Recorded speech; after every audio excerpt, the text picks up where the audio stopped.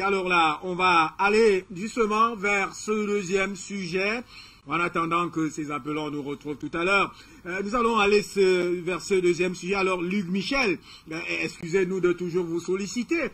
Ça se passe cette fois-ci comme si la France était rentrée pratiquement dans un rétroviseur de l'histoire, c'est-à-dire elle était repartie très en arrière pour ne pas comprendre ce qui se passe au Mali, expulsion de l'ambassadeur de France avec des décisions, non, en fait, une visite d'Emmanuel Macron qui a été pratiquement remise en cause. Il n'est pas venu au Mali, c'était en décembre. C'était pour fêter la Noël, disait-il, avec ces militaires à Gao et s'auto-inviter.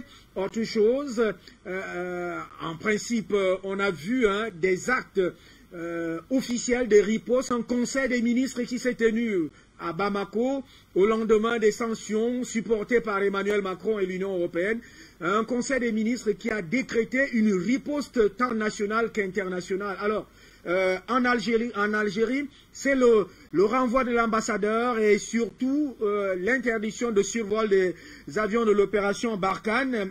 Luc Michel, tout cela dans une assiette que porte la France, ça peut produire quoi? La France, elle est en train de s'effondrer géopolitiquement. L'escroquerie organisée par De Gaulle en 1945, où il a fait croire que la France était parmi les vainqueurs de l'Allemagne. Rappelons que le 6 juin 1944, il y a 2 divisions françaises et 140 divisions américaines, et que les divisions françaises, elles sont équipées de matériel et d'uniformes américains. En 1960, De Gaulle remet ça, il vole les indépendances africaines et sous prétexte d'indépendance, il réussit à maintenir la France-Afrique. Aujourd'hui, c'est terminé. Lorsqu'on fait le bilan d'Emmanuel Macron, c'est le président qui a vu la France s'effondrer, pas seulement en Afrique. Il y a un livre qui est sorti il y a quelques jours précisément, il s'intitule, il fait un peu le pendant à l'Empire dont il ne voulait pas mourir, dont je vous parlais. Il s'appelle Le déclassement français et il a suscité un vaste débat à l'occasion de la présidentielle. J'écoutais aujourd'hui les meetings de Zemmour, d'Emmanuel Macron, de Marine Le Pen, et il y a quelques jours de Valérie Pécresse. Le déclassement français, la chute, la décadence, c'est l'obsession de tous ces gens. Qu'a fait Macron? Il y a quelques jours, le Times britannique disait que l'arrogance de Macron n'avait qu'un équivalent à sa stupidité. C'est cela qui a conduit au déclassement français. La France a perdu l'Afrique parce qu'elle n'a pas compris qu'elle était dans une autre ère géopolitique, mais elle a également perdu ses positions en Méditerranée et au Proche-Orient. Vous savez que la France était aimée au Liban et en Syrie. Lorsque je suis allé à Damas en 2013, j'ai conduit la première mission de parlementaire après le printemps arabe. Eh bien, on m'a demandé au Parlement arabe de parler français. Je voulais parler anglais. Ils m'ont dit, faites-moi l'amitié de nous parler français. Aujourd'hui, c'est impossible. On parle anglais au Parlement syrien. C'est la même chose au Liban. Il y a 2 ans, Macron a tenté de jouer le proconsul dans la crise libanaise. Il a tenté d'éjecter la majorité pro-syrienne constituée par les chrétiens de Michel Aoun et le Hezbollah. Aujourd'hui, c'est l'allié de la France et des Saoudiens, Hariri, qui met un terme à sa carrière politique. Macron a tenté un arrêt sur la livre libanaise et le gouverneur de la Banque du Liban. Il a échoué. Il s'est engagé dans la politique israélienne contre l'Iran. Il a échoué. Il est engagé dans une sale guerre avec les Émiratis en mer Rouge et ils ne sont pas en train de l'emporter face à la guerre hybride de l'Iran. C'est un échec global. Ce que les Français n'ont pas compris, c'est que l'ancienne ère géopolitique, où ils étaient l'allié principal des États-Unis, c'était terminé. À l'époque, depuis Giscard d'Estaing, la France était considérée comme le gendarme de l'Afrique. Trump disait le shérif de l'Afrique. Mais à partir de 2019, Trump a décidé que les anglo-saxons, les Américains, les Britanniques, dans la foulée du Brexit, devait liquider la domination française sur le précaré français. Secondement, Macron n'a pas très bien compris que si l'allié géopolitique principal de la France, c'était précisément les États-Unis dans l'OTAN, c'était aussi l'adversaire économique principal. Les anglo-saxons, les Américains et les Britanniques, ils ne veulent plus de la domination française en Afrique ou en Méditerranée.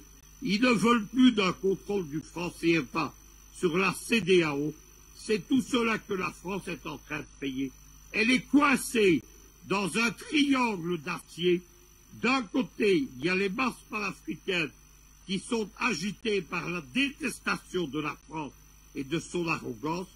Le deuxième front, c'est celui du bloc de l'Est, qui est de retour sur les champs de bataille de la guerre froide en Afrique avec la Russie.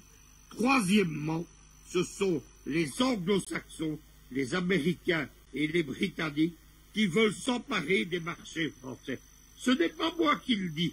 Lorsqu'il y a eu le Brexit, les Anglais ont organisé un sommet Grande-Bretagne-Afrique à Londres. Nous étions en janvier 2020. L'invité d'honneur, c'était Buhari de Nigeria, dont toute l'économie est tenue en laisse. Et Mme Marbaoui a raison de parler de la dangerosité du Commonwealth. Le Commonwealth ne vaut pas mieux que la France-Afrique.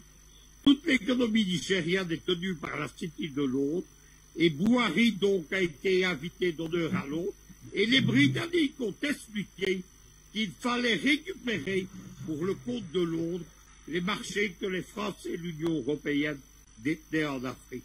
C'est cette triple hostilité africaine, anglo-saxonne et, bien entendu, bloc de l'Est, que Macron n'a pas pris en compte. Je suis d'accord avec Le Tag, ce petit personnage arrogant qui donne des leçons au monde, qui se croit plus malin que tout le monde. Évidemment, il a été extrêmement stupide dans tout cela. Il est regardé comme tel par les dirigeants américains, de Trump à Biden.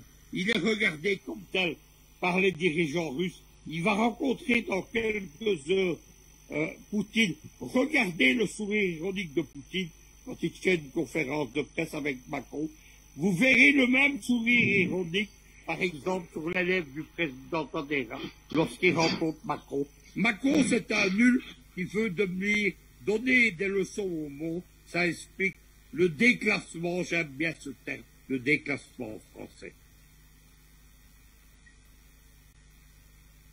Analyse qui nous permet de voir clair parce que justement je citais l'Algérie, le Mali, mais en principe il y a donc cette opposition la Russie, États-Unis et la France qui s'emballe dans cette affaire qui un temps est désavouée par les États-Unis, un temps est récupérée, ainsi de suite, et c'est parfois des amours.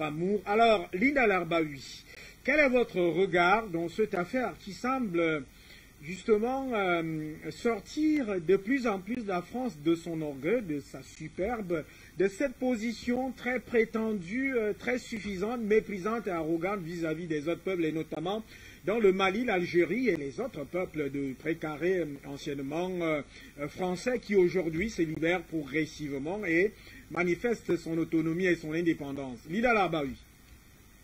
Oui, je vais commencer par les États-Unis et puis par la fameuse histoire des sous-marins que les gens n'ont pas compris finalement. Parce que l'histoire des sous-marins, la France, et j'avais envoyé un article à Afrique Média, les sous-marins, la France ne pouvait pas fournir en technologie et elle ne pouvait pas fournir non plus en timing. Donc, avant que ça n'éclate, je le savais. Mais dans ce contrat, là où les gens n'ont pas fait attention, dans ce contrat, il y a un contrat de défense dans le côté Indo-Pacifique. La France a été exclue de ce contrat, alors que la France, elle est présente en Indo-Pacifique. Il y a la Nouvelle-Calédonie qui est là, il ne faut pas l'oublier. Donc dans ce contrat de défense, on l'a complètement exclu et on a mis l'Angleterre. Et en plus, c'est un contrat nucléaire. C'est là où on voit le déclin. Ça veut dire que les États-Unis, disent carrément à la France, vous ne valez rien. Et c'est pour ça que vous n'étiez pas dans la négociation, jusqu'au moment où ils l'ont annoncé. De l'autre côté, ce qui s'est passé hier avec le président chinois et le président russe, c'est carrément une déclaration d'un nouveau monde qui est en train de se construire. C'est une alliance, mais c'est un nouveau monde. C'est terminé le monde où il y a une seule force qui règne. C'est ça le message qu'ils ont fait passer hier. Ça veut dire que la France, elle n'a plus sa place. Les Américains n'en veulent pas, mais l'alliance chinoise-russe avec les Iraniens au milieu, parce que c'est les pays qui étaient sanctionnés, donc ils forment une coalition, sans faire parler des pays qui sont en Amérique du Sud. Et la France a trahi plusieurs fois la Russie. La France est un pays qui ne respecte pas ses traités, ses contrats, ses alliances. La France ne respecte pas. Elle respecte que ses alliances avec les Américains, et aujourd'hui les Américains n'en veulent pas. Ils n'en veulent plus. Ils veulent la remplacer par la Turquie, par exemple, qui n'est que le cheval de Troie en Afrique. Donc, par rapport à les Russes ne feront plus jamais confiance aux Français. Il y a eu l'histoire aussi, à l'époque, c'était pas Macron, c'était celui qui l'a précédé, par rapport à les 2 Mistral qui devaient être vendus, et puis Hollande, à la dernière minute, alors qu'ils étaient faits, il dit non, je vous les vends pas, alors que par rapport aux sanctions existantes, les Mistral n'étaient pas dedans. Donc les Russes n'ont pas compris et ils font plus confiance. Aujourd'hui, on voit ce rapprochement vers la Russie pour ne pas perdre le gaz et pour essayer aussi de retrouver une petite place en Afrique. À la limite, je dirais même que ils essayent de jouer un rôle aussi avec l'Algérie pour essayer de les rabibocher avec les Russes, mais ça ne marchera pas. Quelqu'un qui a toujours trahi, il trahira encore. Ils ont pas de politique. On revient à Macron. Macron n'est pas un politicien. Macron est un banquier. Donc, il ne peut pas jouer dans la cour des grands, ce n'est pas possible. On lui donne une banque à gérer, il pourra la gérer, j'en suis persuadée, puisque c'est son domaine. Mais la politique, surtout la politique actuelle, avec cette guerre hybride, il y en a plusieurs, c'est sur plusieurs fronts que cette guerre hybride se joue, Macron ne peut pas jouer, il n'a pas de politique, il ne sait pas faire de la politique, il sait jouer son rôle, le rôle de banquier. L'Algérie, je crois que il y a eu l'interview du ministre des Affaires étrangères, il a répondu à toutes les questions. Aujourd'hui, l'Algérie ne veut pas d'excuses par rapport à ce qui s'est passé. Elle veut pas on veut une reconnaissance. L'Algérie veut une reconnaissance et l'Algérie veut sa place en Méditerranée. Elle veut sa place en Afrique, qui lui a été spolié. Le Sahel lui a été spolié. Le Sahel, pendant des années, depuis 2013, depuis l'histoire de N'Djamena, que la France joue comme elle veut, et l'Algérie a été réprimandée, isolée et punie pour des choses que la France avait commises. Ce qui s'est passé à N'Djamena, ce n'est pas des Algériens qui l'ont fait, cet acte de terrorisme. Le terrorisme, on sait d'où il vient. Tout le monde le sait. On ne va pas revenir là-dessus. Le Mali, c'est la Banque de France, c'est les mines d'or, c'est l'uranium. Donc, et aujourd'hui, le Malien, il nationalise et il dit non, je m'en fous. C'est terminé. J'avais parlé, moi, déjà avant que ça se passe, là, ils interdisent justement au gouvernement malien, il y a plusieurs sanctions par rapport à des personnes, leurs familles, tout ça.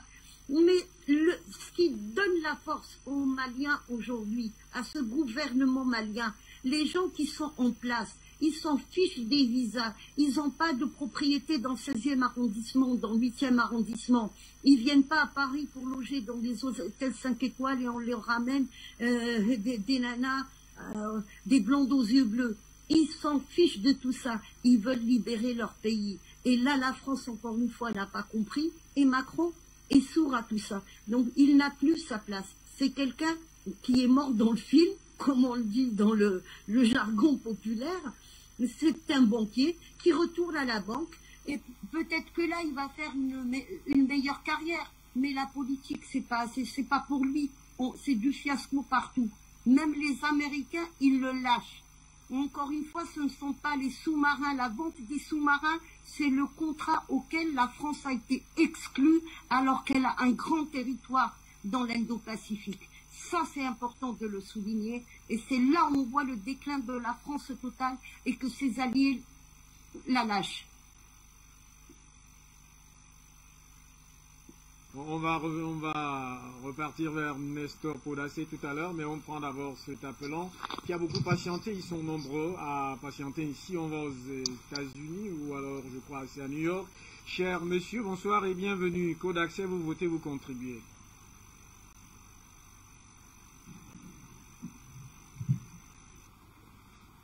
Allô, je vous entends très mal. Vous êtes à l'antenne, allez-y. Allô? Vous êtes à l'antenne, cher monsieur, allez-y. Oh my goodness. Allô? Alors, au standard, de bien vouloir dire au monsieur qu'il a l'antenne. Vous êtes à l'antenne, allez-y, parlez, je vous en prie.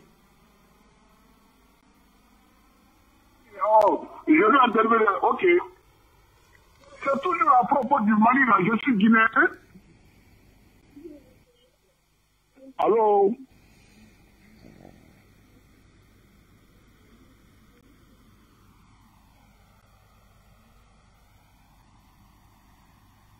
Mon nom c'est Mamadi Kaba, je suis guinéen. Et j'aimerais souligner tous ces conneries qu'on est en train de dire là. Je pense que bon, vous avez des gars qui ont fait le premier pas de Sékou Touré, le Modibo Keïta, mais tous les faucons qui sont maintenant au pouvoir, ceux qui ont Alassane Ouattara, et puis Macky Sall, les trucs là, ça c'est le pion de la France. Moi, c'est vraiment honteux, vraiment, je ne sais pas comment expliquer ça. Je suis tellement sûr maintenant que je ne peux même pas m'exprimer. Bon, on demande à ce que les militaires maliens rentrent dans les casernes. Et Paul Biya qui a fait 40 ans au pouvoir, avec Alassane Ouattara qui a fait un troisième mandat, avec le fils d'Idriss Déby qui est au Tchad. Pourquoi on ne lui donne pas 2 semaines, même 6 mois pour quitter le pouvoir? C'est parce que la France est en train d'exploiter l'uranium au Tchad. Actuellement, au Niger, Ouazou est qu'il est là en France. Il y avait une menace de coup d'État, maintenant il est reconstruit en France. Bon, je ne sais pas, franchement, il est temps pour nous de nous réveiller. Voilà, c'est ça, merci. Est-ce qu'on reste au standard? Est-ce que nous avons d'autres appelants?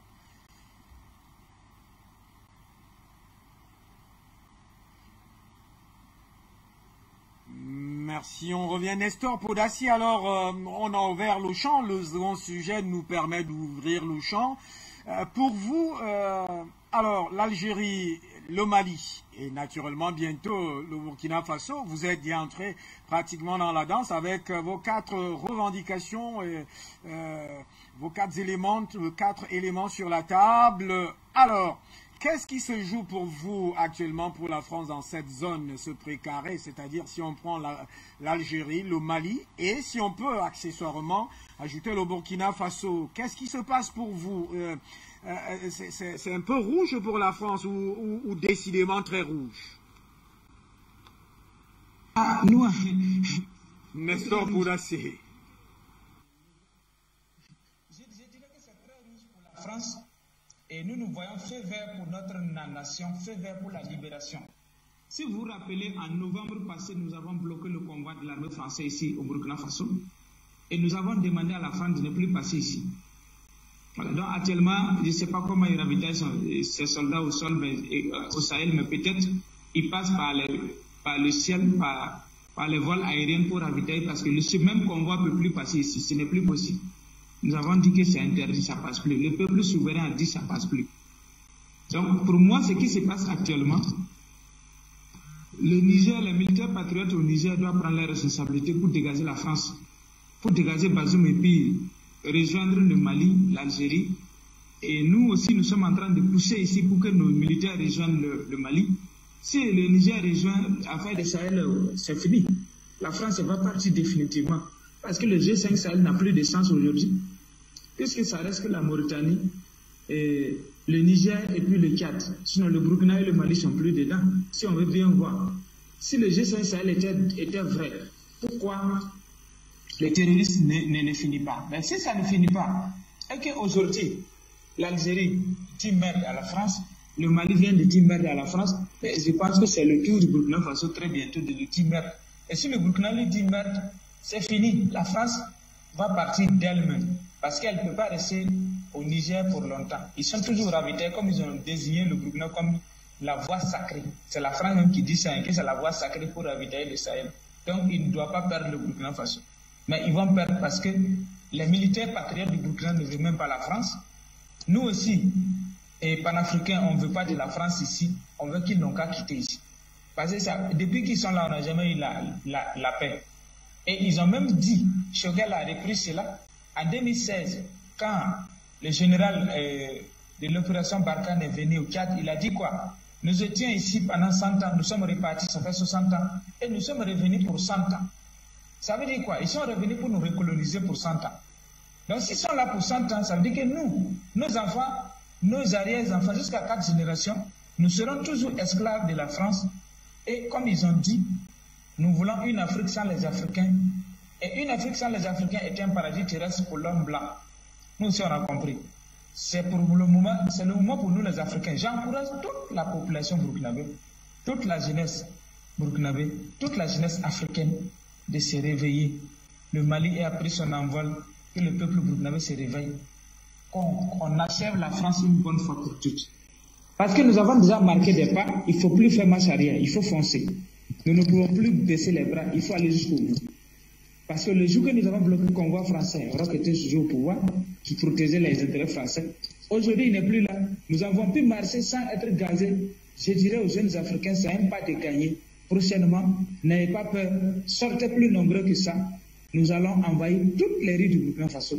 Aujourd'hui, c'est vrai, le nombre était un peu nombreux, mais c'est pas comme nous on veut. On veut des millions et des millions et des millions de Burkinabés présents sur le terrain pour dire merde à la France, pour donner force à nos autorités militaires, afin qu'ils continuent à pousser, à faire ce que nous on veut, à rompre la France carrément et assurer notre sécurité, assurer notre développement, mais stabiliser le pays, pacifier le pays, redresser, refonder avant maintenant de passer la main aux civils avec des élections pacifiques et démocratiques. Merci. Ou en appelant, nous attend de ce côté. Monsieur, bonsoir et bienvenue. Code d'accès, vous votez, vous contribuez. Alors, Madame Kinter, nous attend aux États-Unis. Votre contribution nous intéresse. Vous votez, vous contribuez. Bonsoir, Président Banakami, que j'adore. Moi, je voudrais dire, il y a un frère qui disait que on doit laisser le temps aux militaires. On doit laisser le temps. Non. Nous sommes en guerre. Les militaires burkinabés, là, ils doivent réagir. Ils attendent quoi? Ils doivent suivre le pas d'Assimi Goïta. La France veut faire la guerre aux Africains. Ils sont incités. Alors, nous n'avons plus le temps à perdre. Il faudrait que les militaires burkinabés réagissent. C'est ça. Mais ce que j'aimerais savoir, quand j'entends gagnant, la même, qui gagne? Le salaire est minable. On paye les gens 80 000 francs, 90 000 francs, et je ne comprends rien. Il y a du pétrole, il y a de l'or, il y a de l'électricité au Cameroun, en Côte d'Ivoire, au Burkina. Mais qui gagne? Vous payez quelqu'un 80 000 francs, la personne va à la retraite, la personne a 25 000 francs, 6 mois après la personne meurt. Mais je ne comprends pas. Parce qu'il faut bien revoir tout ça là.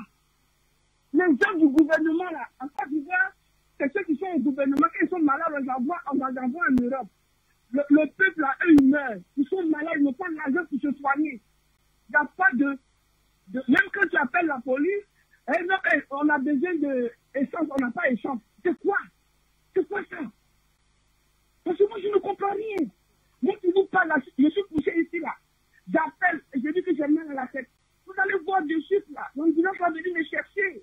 La police est là, ils vont venir me soulever, me mettre dans la voiture de taxi. Mais les gens vont accoucher, ils vont payer, tu n'as pas l'argent, l'enfant la même, ils vont laisser mourir. Il faut revoir tout ça là. Il faut revoir. Et ceux qui viennent pays. Ils doivent faire la Chine. Regardez en Chine. Mais on dit gagnant, les gens sont là, ils sont pauvres, ils n'ont rien. Mais alors qu'il y a le pétrole, en Guinée équatoriale, le monsieur là, il a 20% seulement. 2%, mais regarde le peuple. Mais nous sommes là, gagnant, on ne voit rien. Il faut revoir le salaire des docteurs, des militaires. Un policier qui l'enquête, on le déshabille. Un docteur qui l'enquête, il les faille. Donc, c'est comme ça. Il faut bien payer les gens pour que les gens soient à l'aise. Tu vas à la retraite, tu as au moins 500 000 francs. Tu peux dire, ok, comme il est encore solide, il peut faire même plus de 4 heures. Et c'est comme ça ici. Mais les gens vont payer, les gens sont à l'aise. Les gens sont malades, ils meurent. En face de notre travail, tous les gens du pays, ils nous soulèvent un article aujourd'hui pour dévoiler sur la tête. C'est pas normal. Donc il faut revoir tout ça là. Il faut bien payer les militaires, bien payer les docteurs, bien payer tout le monde. Les gens viennent. Ceux qui sont là, c'est eux qui payent nos terrains. Vous partez en Chine là, tu ne peux pas payer une maison en Chine. Philippines, tu ne peux pas payer une maison en Philippines parce que tu n'es pas de là-bas. Il faut revoir tout ce système-là. C'est les étrangers qui payent nos terres. Et puis nous sommes là. Et revoir ça, et bien payer les gens. Il y a l'argent dans le pays, ils ne doivent plus souffrir.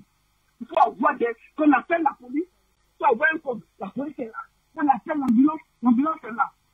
Et ceux qui volent là, il faut aussi les voir chez ça. Je vous remercie. I love you guys. Bye bye. Notre appelons derrière vous, monsieur. Bonsoir. Bienvenue, code d'accès, vous votez ou contribuez. Bonsoir, mon cher ami Hubert Etudi, à mon depuis les États-Unis.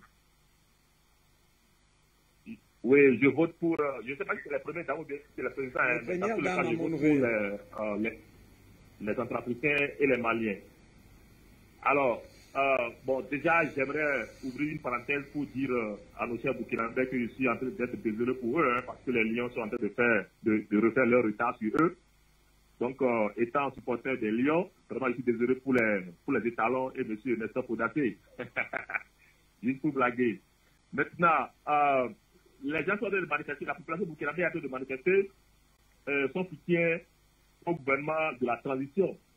Bon, en réalité, moi, ce que je pense, en général, les coups d'État, comment je vais dire ça? Les problèmes en Afrique, ce ne sont pas les coups d'État en réalité, mais c'est ce qui vient, ce sont les décisions que ceux qui viennent au pouvoir après le coup d'État là, ce sont les décisions qu'ils prennent, c'est ça qui compte en réalité. Donc, il ne suffit pas de faire un coup d'État, mais quand vous faites un coup d'État et puis vous venez au pouvoir, il y a des raisons qui vous ont amené au pouvoir à la suite de ce coup d'État là. Donc, ce sont les décisions qui suivent votre coup d'État, ce sont ces décisions-là que le peuple doit voir pour vous soutenir ou pas. Or, jusqu'ici, je n'ai pas encore vu de manière succincte, de manière claire, la rupture, voilà le mot, la rupture que M. Paul-Henri et ses compagnons sont en train de faire par rapport à la gouvernance Kaboré. Vous voyez? Ensuite, ce qui pourrait faciliter la tâche à ceux qui sont au pouvoir actuellement au Burkina, c'est quoi? C'est le modèle malien. Parce que Assimi Goïta et consorts ont déjà balisé le chemin à Paul-Henri Damiba et ses compagnons. Donc, normalement, la tâche ne devrait plus être difficile pour ceux qui sont au pouvoir actuellement au Burkina. Si jamais ceux qui sont au pouvoir au Burkina font des faux pas, je compte tellement sur le peuple burkinabé pour leur faire payer cela que je suis extrêmement confiant. Donc je pense que très vite et très tôt, Paul-Henri et ses compagnons doivent rapidement ne pas corriger toutes les failles et tous les reproches que le peuple burkinabé avait fait à Président Kaboré, notamment sur le plan sécuritaire. Je veux dire par là, toutes les alliances qui existent et que ces Burkinabés devaient faire, on les connaît déjà. Donc je pense que la tâche ne devrait pas être difficile pour Paul-Henri Damiba et consorts. Ensuite, par rapport au second sujet, vous parlez du bilan de Macron par rapport au Mali, Algérie, la Russie et autres. Mais écoutez, quel bilan vous voulez de ces messieurs-là? Quand vous parlez de Macron en réalité, il faut parler du système français en réalité. Vous savez, on est en train de fêter actuellement l'anniversaire du génocide au Rwanda. Et tout le monde connaît le rôle criminel que la France a joué dans ce génocide-là. Mais vous devez observer qu'il y a une sorte de similarité entre le rôle que la France a joué dans le génocide au Rwanda et ce qui s'est passé en Côte d'Ivoire et ce qui est en train de se passer actuellement au Mali. Comme le disent les Ivoiriens, le chien ne change jamais sa manière de s'asseoir. Le modèle criminel que la France a implémenté au Rwanda, c'est ce modèle qu'elle avait implémenté en Côte d'Ivoire, qu'elle est en train d'implémenter actuellement au Mali. Par conséquent, on n'a absolument plus rien à attendre du bilan d'aucun président français. Donc, ce que je dis, c'est que les Maliens, les Burkinabés et surtout les Nigériens doivent prendre à bras le corps leur courage et chasser ces laquais, ces marionnettes, ces nègres de maison-là à la tête de leur pays pour que ces peuples-là puissent enfin avoir la paix qu'ils méritent. À mon rêve. À mon rêve, bien évidemment, vous avez fait cette remarque. Le Cameroun est en train de faire son retard, refaire son retard. D'ailleurs, nous saluons les Camerounais et naturellement les Burkinabés qui ne déméritent pas dans cette compétition sont arrivés à ce stade. On part au standard pour prendre un appelant.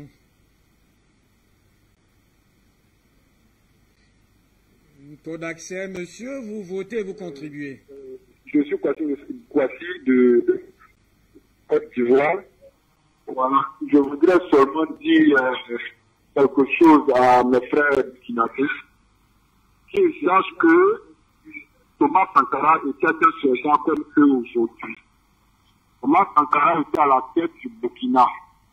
Et la France a traité Thomas Sankara comme ce qu'il voulait.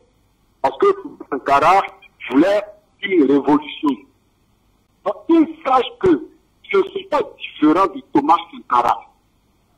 Et que si la France les prend dans son piège, il va leur apporter le même traitement qu'elle supportait à Thomas Sankara.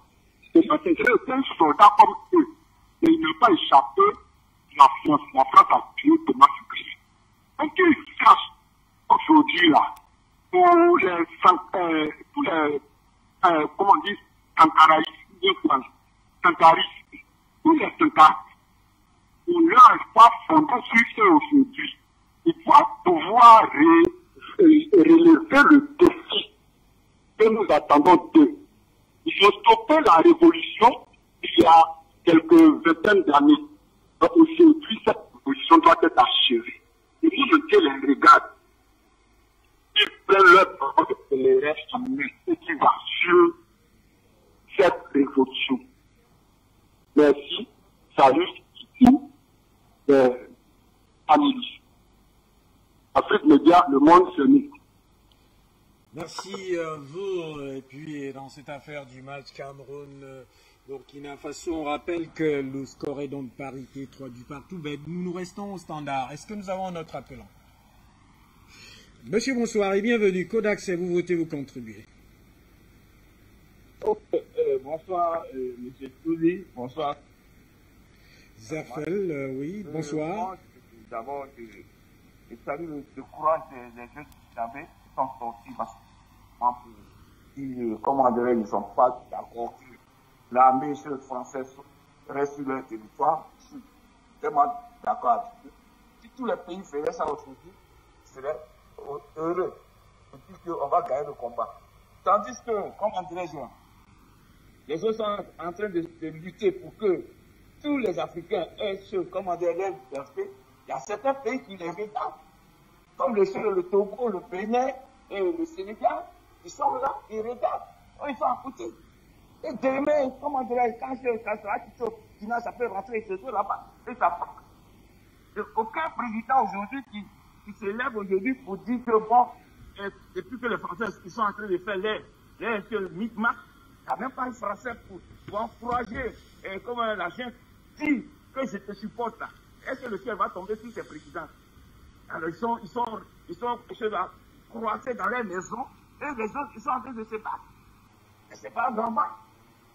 Quand on dit on est dans l'union là, aujourd'hui ils sont comment dire, en Éthiopie pour que ça en réunion pour je ne sais pas quel débat ils vont faire là-bas. C'est que n'importe quoi. Parce qu'il y a des petits, disons, c'est-à-dire que ceux qui sont en Afrique de l'Ouest là, ce sont tous des marionnettes, ce sont des moutons, ce sont des présidents de merde. Hein? Et même les plus seuls qu'on dit que même ils sont encore quelque chose, là, ce sont les plus mauvais. Hein? avec leur population, ils ne réagissent même pas, ils disent rien. Je n'ai pas vu, comme on dit, un Togolais en train de réagir, le président Togolais en train de supporter son frère. Lui, comment on dirait, le Béninois. Parce que vous êtes des jeunes présidents qui êtes là, vous suivez les vieux cons là, et puis vous êtes là. Mais disons, il faut qu'on arrête un peu. Moi, j'encourage les Maliens et les Burkinabés à lutter jusqu'à ce que les faits ne donnent même pas une petite chance. C'est-à-dire qu'un petit centimètre même aux militaires, ces militaires-là de venir faire une base chez vous là-bas. Pour qu'ils puissent, avec le Niger qui est là, moi je ne fais pas confiance à ce monsieur-là d'abord. Il faut qu'on suive ce monsieur-là de près. Il faut que vous suivez ce monsieur-là de près pour ne pas aimer que ces Français-là qui sont en train de prier par là vont s'installer et puis maintenant et chercher à attaquer sur le Mali. Parce qu'ils ont fait ça en Libye, ils ont envoyé des espions pendant 3 mois. Et quand ils se sont bien préparés, maintenant c'est là maintenant qu'ils ont commencé à attaquer l'Algérie. C'est là justement. Parce que moi j'ai vu le film sur Afrique Média. Vous avez monté le documentaire comment ils se sont préparés pour aller attaquer la Libye. Parce qu'ils ont envoyé des espions, des anciens militaires français qui sont partis faire le travail. Et quand le travail était accompli, ils sont partis tuer le président Kadhafi. Donc les Maliens qui étaient là, ne laissez même pas ce commentaire, c'est-à-dire ne tombez pas avec les deux yeux, tombez avec un œil. Et vous surveillez comme des mouvements de tout un chacun qui rentrent ceux qui sont sur votre territoire. Je parle des étrangers, je parle de la peau blanche. Merci. Merci Zerfel depuis l'Allemagne. Notre appelant derrière Zerfel. Monsieur, bonsoir, bienvenue, code d'accès, vous votez, vous contribuez. Vous savez? Bonsoir, Delphin. Bonsoir, mon cher frère. Donc, je vous remercie une fois de plus de m'accueillir à la maison. J'ai pris l'émission en retard parce que, comme mon grand frère Luc Michel, j'ai suivi le discours de Madame Le Pen et M. Zemmour parce que c'est bien que nous gardions un œil sur nos adversaires. Donc, j'adresse d'abord mon vote aux premières dames du Cameroun, Centrafrique, du Burundi, d'Éthiopie, d'Algérie, Guinée équatoriale, et pour lui apporter mon soutien, on va dire ça ainsi, à Madame Goïta et leur homologue d'Éthiopie. Donc, je salue l'ensemble des panélistes et des téléspectateurs et des téléspectatrices. Je vais aller dans le même sens que les panélistes, à écouter les discours des candidats à l'actuelle présidentielle française. Ils sont tous d'accord sur un point, la France est déclassée. Tellement visible que même les adversaires d'Inain géopolitique et Macron, même s'ils ont joué, évidemment, pour se faire élire, ils pleurent. Ça, c'est bien pour nous. C'est bien pour nous parce que ça prouve que les efforts que nous déployons ici depuis des décennies vont dans le même sens. Donc, la France va continuer dans son arrogance. Et donc, nous devons continuer justement à la pousser vers cette fin. Parce qu'elle ne tiendra pas longtemps entre les États-Unis, la Russie, la Chine et les forces panafricaines. Même si elle dispose d'un siège des États-Unis, de têtes nucléaires, elle ne fera pas long feu. Et surtout, la population française, la française, le français lambda, je vous fiche mon billet qu'ils n'accepteront pas de mourir de froid, parce qu'à cause des gouvernements de M. Macron, de Hollande et les autres, ils n'auront plus accès aux ressources des sous-sols africains. L'élite française, soi-disant démocrate, va se retrouver pris dans ces étaux qu'il a lui-même provoqués. Et donc, nous devons, nous assurer qu'il ne puisse pas échapper à ce piège. On l'enfermait. Et donc, je ne peux que donner mon encouragement, comme beaucoup de Burundais et de Burundaises, aux équipes dirigeantes actuelles, aux autorités maliennes, burkinabées, nigériennes, parce que je vois aussi que le feu commence à prendre là-bas. Donc, Afrique Média, Le Monde chez nous, il faut continuer sur cette dynamique. Ne pas métalliser au standard pour cette parole. Afrique Média, le monde chez nous. Merci à vous. Est-ce que nous avons un autre appelant? Puis l'appelant, on revient donc sur ce plateau. Vous avez parlé de Luc Michel. On repart donc vers Luc Michel. Luc Michel, alors, cette situation, en principe, Luc, vous avez fait une très très excellente analyse tout à l'heure en toute vue. Mais cette situation, en principe, déconstruit ou est symptomatique même, je veux dire, de la déconstruction d'un unilatéralisme du monde forcé, pratiquement avec une hégémonie, une prédation, une dimension dictatoriale et même néocoloniale qui s'effondre pratiquement, Luc Michel, avec ce qui se passe aujourd'hui.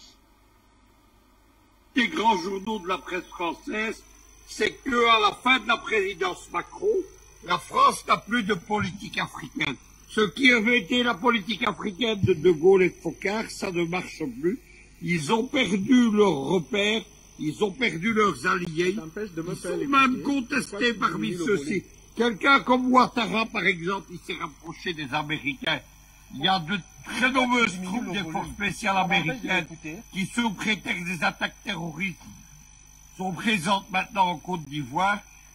D'autres dirigeants sont en train de s'éloigner, comme Macky Sall qui s'est rapproché de l'Iran ou Talon considérablement. Ce ne sont plus des gens qui sont considérés comme des alliés sûrs. Mais ça ne veut pas dire que la France renonce. Lorsqu'on dit l'Empire qui ne voulait pas mourir, c'est ce qui s'est passé. En 2020, il y a l'amiral Koldefy, c'est le chef des services des relations extérieures de la marine française et c'est l'ancien patron du Charles de Gaulle. Il a écrit un livre manifeste qui s'appelle Amiral. Il propose que l'impérialisme français se redéfinisse comme, dit-il, une puissance maritime mondiale appuyée sur justement la France outre-mer, les 300 petits territoires que nous appelons, nous, en dehors de la France, les confettis de l'Empire. Aujourd'hui, si vous avez écouté Marine Le Pen ou Zemmour, ils parlaient tous les deux de cette France outre-mer sur laquelle ils voient encore une puissance française s'exercer. Seulement, comme le terme le dit bien, les confettis de l'Empire, il n'y a pas de population, il n'y a pas de grande étendue, il n'y a pas d'industrie. Pour rester une France dominante et puissante, Paris doit conserver le contrôle du précaré français, c'est-à-dire des anciennes colonies africaines. Ça, c'est terminé. Si les Russes n'en veulent plus et les Iraniens, ils ont entamé le mouvement de décolonisation, les Africains n'en veulent plus, mais surtout, ceux qui avaient été les complices de la France pour la domination de l'Afrique, c'est-à-dire les Américains n'en veulent plus non plus, puisque maintenant, le monde anglo-saxon, qui est celui du Brexit, n'oubliez pas que le Brexit, c'est une opération de géopolitique américaine, initiée par Trump pour fracturer l'Union européenne, l'euro, etc. Tout cela fait qu'aujourd'hui, la France a perdu ses alliés, elle a perdu son soutien, et demain, elle va tout perdre. Je ne lui attribue pas d'espoir, mais maintenant, évidemment, elle ne se rendra pas sans combat. Lina Larbaoui, alors, il nous reste une quinzaine de minutes pratiquement pour partir de ce programme. Alors, est-ce qu'aujourd'hui, on peut dire que dans cette zone du Mali et de l'Algérie, il y a un déplacement du conflit des deux blocs occidentalo-américains? J'avais déjà dit que le Mali était au centre d'un combat, mais d'un combat de grande puissance. Je l'avais déjà annoncé. Mais il y a un autre pays aussi qui rentre en jeu et on ne parle jamais de la Mauritanie. La Mauritanie, c'est un pays qui a subi énormément de la part de la France. En Mauritanie, on ne peut pas planter une pomme de terre parce que la France l'avait décidé. Quand ils plantaient du blé, tout ça, on brûlait. Et on leur envoyait des barbouzes à l'époque. Et la Mauritanie, la France l'a tenue comme ça en étau entre le Maroc et le Sahara occidental occupé et le Sénégal. Elle a fait toutes les misères à ce peuple. dès qu'il y a quelqu'un qui essaye, qui est patriote, qui essaye d'avancer, eh ben c'est un coup d'État. Aujourd'hui, la Mauritanie aussi est rentrée en jeu. Elle apporte tout son soutien au Mali et elle l'a fait sciemment. Et c'est un panafricaniste qui est là et qui est président. Donc qu'est-ce qu'on peut dire? C'est fini pour la France. C'est-à-dire qu'on la Mauritanie qui n'a jamais parlé, aujourd'hui parle et laisse les gens manifester contre la France. Ça veut tout dire. Et puis, si on repart aussi, un pays qui était très affecté, c'est la Tunisie. La Tunisie, aujourd'hui, a signé des accords aussi avec l'Algérie, au niveau du ministère de l'Intérieur. Donc, il y a cette alliance.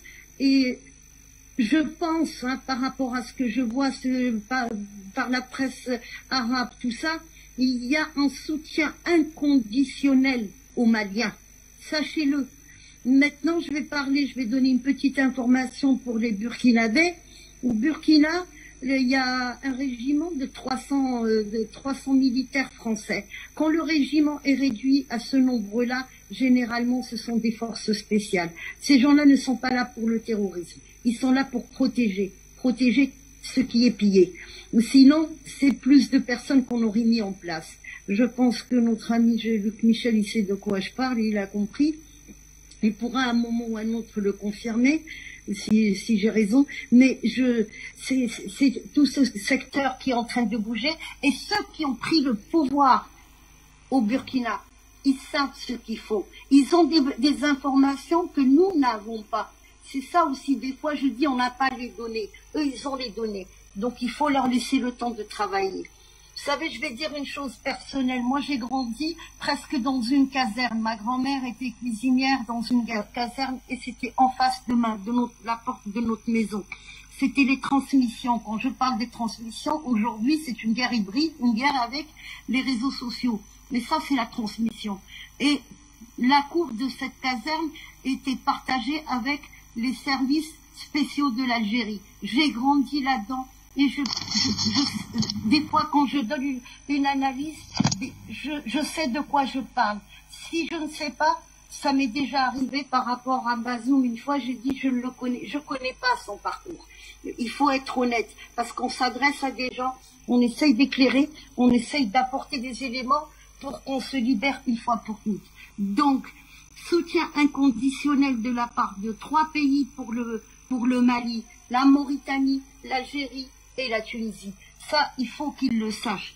Ça leur permet de continuer et d'avancer. Le Mali, aujourd'hui, ne souffre pas de la faim parce qu'il y a justement ce soutien. Et c'est très bien comme ça. C'est en étant solidaires, et je parle tout le temps, je termine avec ça, restons solidaires. Il ne faut pas qu'il y ait un grain de sel qui vienne nous perturber. Merci Afrique Média, et merci pour tout ce que vous faites. Vous avez déjà dit un mot, mais il y a une nouvelle configuration dans cette guerre entre la Russie et les États-Unis, où la France se trouve au milieu, pratiquement noyée avec l'Union européenne. Quelles sont les stratégies aujourd'hui déployées par Washington et Moscou? Aujourd'hui, c'est le Covid. Aujourd'hui, c'est une crise financière, c'est une crise économique. Quand on voit les dettes des États-Unis, je l'avais aussi annoncé, ils vont sacrifier l'Europe. Quand on parle de la France, on parle de l'Europe. On ne parle pas uniquement de... Là, ils veulent pas non plus déstabiliser certains pays africains. Les Américains veulent continuer à travailler tranquillement en Afrique. Ils ont foutu la pagaille partout. Regardez comment, quand j'ai parlé tout à l'heure de l'histoire des sous-marins et du contrat, c'est le contrat qui a gêné la France. C'est pas la vente, réellement. Eh ben, qu'est-ce qu'ils ont fait en Afghanistan? Ils se sont barrés, ils ont lâché tout le monde. Et là, pour une fois, je peux dire que la Turquie a joué un bon rôle, parce que moi, j'aime pas leur politique et je veux pas qu'ils soient en Afrique. Voilà. Mais la Turquie, parce que l'Afghanistan, c'est des Turkmènes, en vérité. Ils parlent le turc. Donc, c'est la Turquie qui a négocié pour sortir les pays européens qui étaient là-bas. Les États-Unis, aujourd'hui, sont dans une crise. Ils se sont alliés aux Anglais.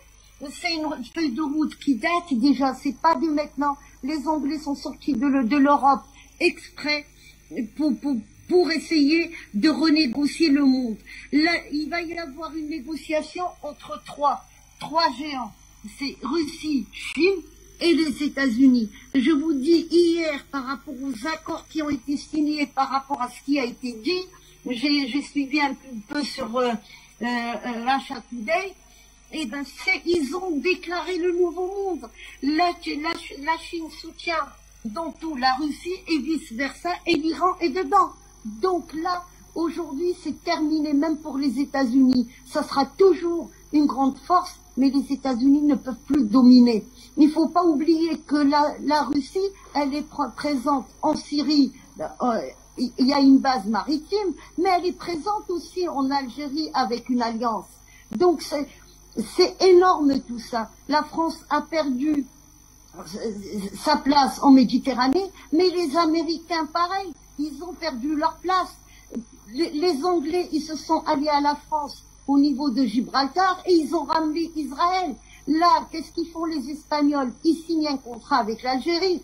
Donc, pour la simple raison que même l'Espagne, elle est contre les Français parce qu'elle voit que la France veut l'unir. Et les États-Unis, ça sera plus jamais la France qui a régné depuis 1991, quand on a fait descendre le drapeau de l'Union soviétique. Maintenant, il y a un autre drapeau qui est là, il y a aussi un autre drapeau qui est la Chine, et ces deux-là, ils en veulent aussi aux Américains par rapport à tout le mal qu'ils leur ont fait, et ils ne laisseront plus jamais faire. Et regardez un peu, je dis regardez, je parle aux panafricanistes, allez un petit peu regarder ce qui s'est passé hier et les discours et de Poutine et du président chinois. Vous comprendrez que c'est un nouveau monde qui est là et qui va se présenter. Avec vous, Nestor Podacé, c'est clair que peut-être vous avez aussi un cœur vers la canne, mais je vous sais très panafricain, vous jugez cela. Épreuve de tir au but entre les deux nations, c'est-à-dire le Burkina Faso et le Cameroun, mais nous restons sur la grille du panafricanisme. 2 pour Burkina, 3 pour le Cameroun. Alors, le Burkina Faso, vous êtes, comment vous regardez cette confrontation des puissances internationales alors que l'initiative historique est en main, en fait, en train d'être reprise par des Africains? Comment ça va se jouer, surtout dans cette zone très tumultueuse du Mali, de l'Algérie, et qui a son confinement vers le Burkina Faso? Bon, nous en tout cas, je pense que ça va se jouer en faveur de ce que la population et le peuple majoritairement va décider. Vous savez, aujourd'hui, on a des papas avec nous. Je ne sais pas si la régie peut faire passer l'image. Le papa qui est venu, qui a plus de 110 ans.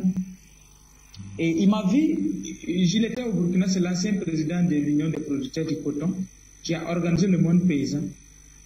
Il m'a vu un jour sur le plateau d'Afrique Média, il a cherché mon numéro, il m'a appelé et il s'est déplacé venir jusqu'à chez moi.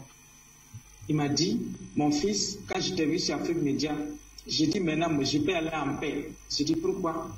Il dit parce que j'ai eu la relève, je sais que la jeunesse est consciente. Mon combat que j'ai mené toute ma vie. Et donc c'est nous les aînés, on a échoué, on n'a pas fait notre rôle convenablement.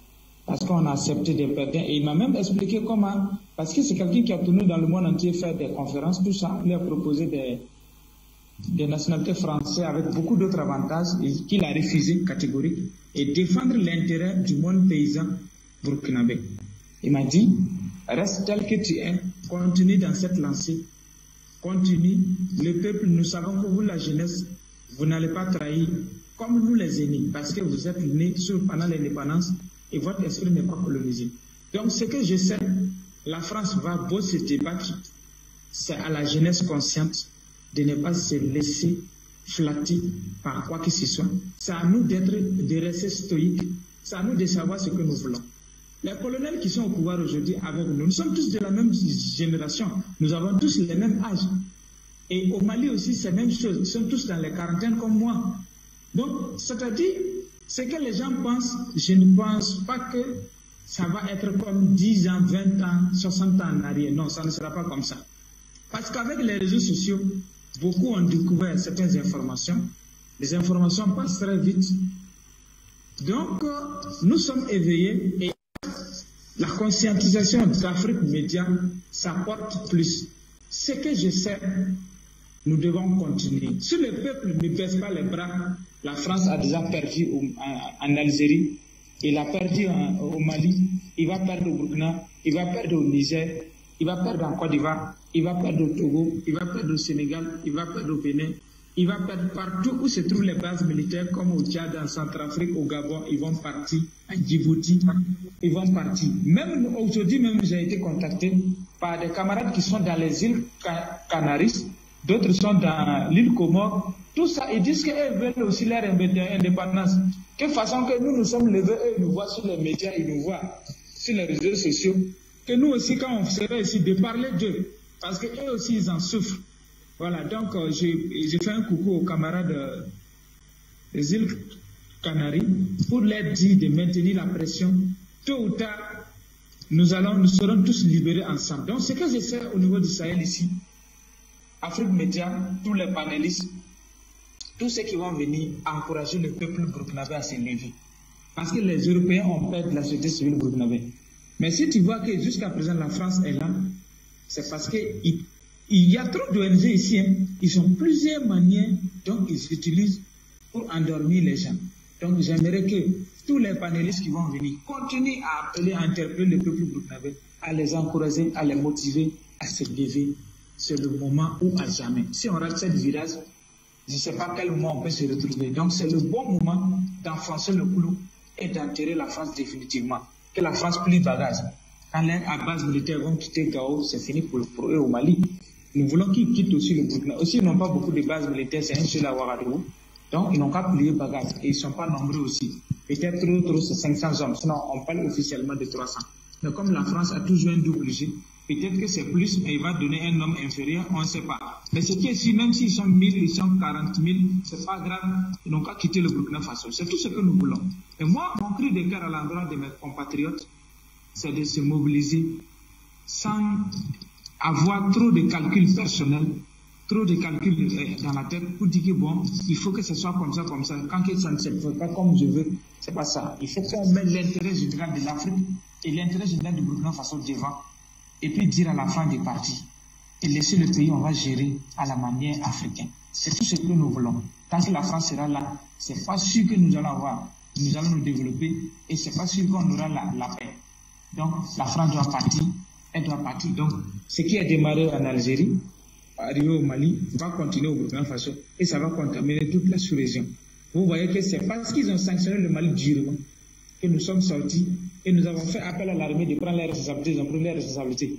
Donc ça veut dire que les jours à venir aussi, s'ils osent, les manifestations vont continuer. Et ça peut emporter aussi un des valets locaux. Donc c'est ce que nous voulons. Parce que nous, les civils qui sortons pour manifester, nous avons des frères dans l'armée. Et en même temps, d'autres sont nos promotionnaires. Nous causons ensemble. On sait ce qui se passe. Et les militaires aussi ont des portables, ils ont des réseaux sociaux, ils suivent les informations. Donc nous ne devons pas croire que non, comme ils sont des porteurs d'uniforme, ils ne voient pas les choses comme nous. Non, ils voient les choses comme nous. C'est pourquoi nous appelons tous les militaires patriotes à prendre pouvoir et à donner force aux Africains à refonder nos nations et afin que nous parvenons à la vraie indépendance. Merci beaucoup. Boudassé, c'est avec vous. Évidemment, vous avez compris que pendant que vous étiez en train de parler, amicalement, hein, c'est sportif, c'est pas le Burkina, justement, plié donc la face devant le Cameroun au tir au but, hein, parce que dans l'épreuve normale, 3 buts, hein, Cameroun a fait une remontada rattrapant le Burkina Faso. Cette fois-ci, l'épreuve du sort a fait en sorte que le Cameroun s'en tire avec cette 3e place et le Burkina Faso n'a pas démérité. Merci à vous, Nestor Boudassé. Merci à vous, Luc Michel, depuis Bruxelles, avec de brillantes analyses ce soir. On va certainement revenir parce qu'il y a plein de choses qui ont été dites sur ce plateau, surtout sur ce 2e sujet, d'ailleurs même sur le premier, sur ce qui se passe au Burkina Faso. Afrique Média va revenir sur les plateaux qui vont suivre demain et pratiquement aussi au cours de la semaine sur ces actualités qui sont des actualités phares où pratiquement au Sahel, en Afrique de l'Ouest, se joue l'avenir du monde. La carte du monde s'écrit là. Et l'Afrique attentive, maintenant, qu'étant sa souveraineté, sa totale indépendance, est beaucoup plus avertie. est beaucoup plus aguerri par sa jeunesse. Madame, salut, monsieur, bonsoir. C'était le mérite panafricain des premières dames du continent. Merci de nous avoir suivis. Bonne soirée.